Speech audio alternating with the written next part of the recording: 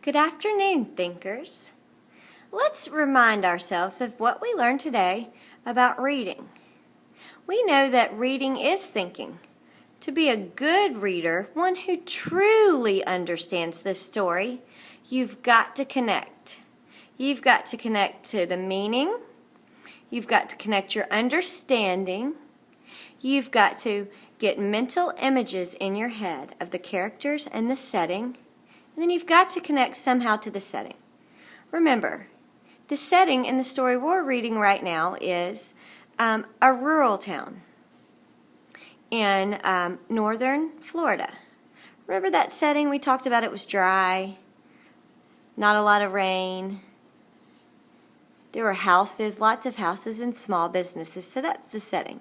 In order to understand the meaning, we also need to create mental pictures in our head.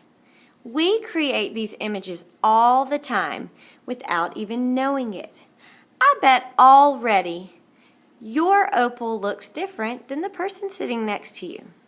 That's what's so great about being able to read more complex texts, because you can create whatever mental image that you want. You usually base your mental images on your prior knowledge or your background knowledge.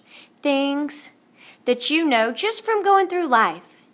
You connect to your family, you connect to your experiences, and you connect to other books you've read. Let's focus on your mental images tonight. I'd like for you, on your note card that I gave you this afternoon, I'd like for you to think really hard about what Winn-Dixie looks like to you. Does Winn-Dixie look like your dog, or a combination of your dog and the stray dog down the street? I'm going to read to you two passages very quickly to refresh your memory on Winn-Dixie. The first part says, "At first, I didn't see a dog. There were just a lot of vegetables rolling around on the floor, tomatoes and onions and green peppers. And there was what seemed like a whole army of Winn-Dixie employees running around waving their arms. Then the dog came running around the corner. He was a big dog and ugly, and he looked like he was having a real good time. His tongue was hanging out and he was wagging his tail."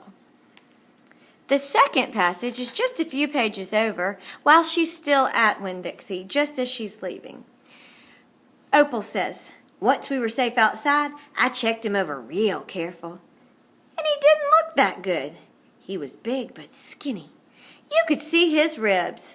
And there were bald patches all over him, places where he didn't have any fur at all. Mostly, he looked like a piece of old brown carpet that had been left out in the rain. 'You're a mess,' I told him. 'I bet you don't belong to anybody.'" Hopefully those two passages that I read will help you reconnect with Winn-Dixie and think about your mental image. If you will please draw and color that and bring it in to me tomorrow. If you can cut out at home, that would be really helpful. Then we'll be ready to go with our activity tomorrow. Remember, as you turn it in, you'll need a secret password so I know that you watched this and didn't just ask your friend. Are you ready? The secret password is flip-flop. Don't forget tomorrow. The secret password is flip-flop.